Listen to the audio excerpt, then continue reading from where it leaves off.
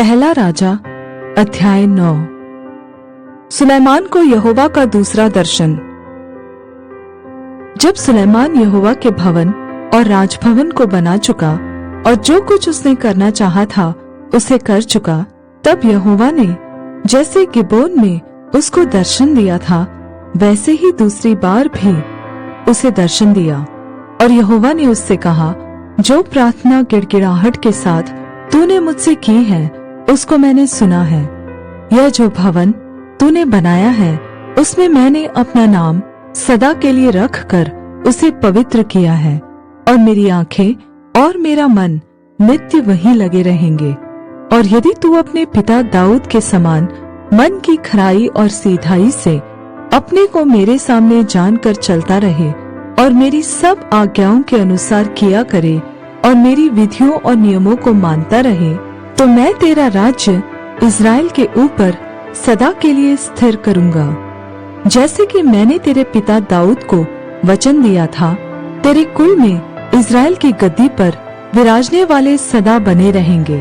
परंतु यदि तुम लोग या तुम्हारे वंश के लोग मेरे पीछे चलना छोड़ दे और मेरी उन आज्ञाओं और विधियों को जो मैंने तुमको दी है न माने और जाकर पराये देवताओं की उपासना करे और उन्हें दंडवत करने लगे, तो मैं इज़राइल को इस देश में से जो मैंने उनको दिया है काट डालूंगा, और इस भवन को जो मैंने अपने नाम के लिए पवित्र किया है अपनी दृष्टि से उतार दूंगा।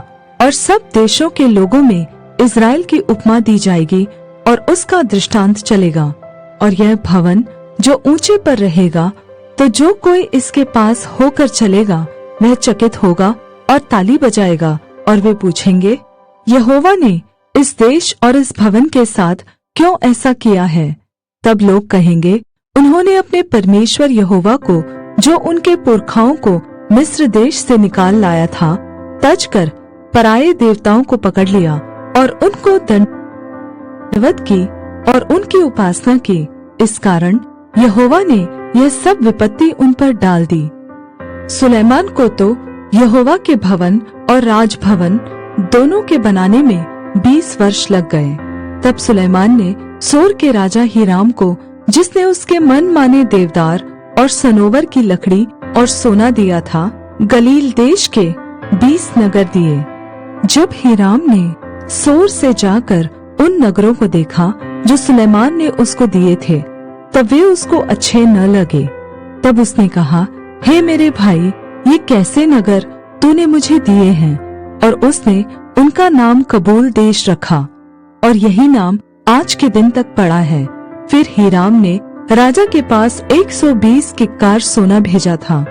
राजा सुलेमान ने लोगों को जो बेगारी में रखा, इसका प्रयोजन यह था कि यहोवा का और अपना भवन बनाए, और मिल्लो और यरूशलेम के शहरपना और हासोर, मगिदो और गेजेर नगरों को दृढ़ करे।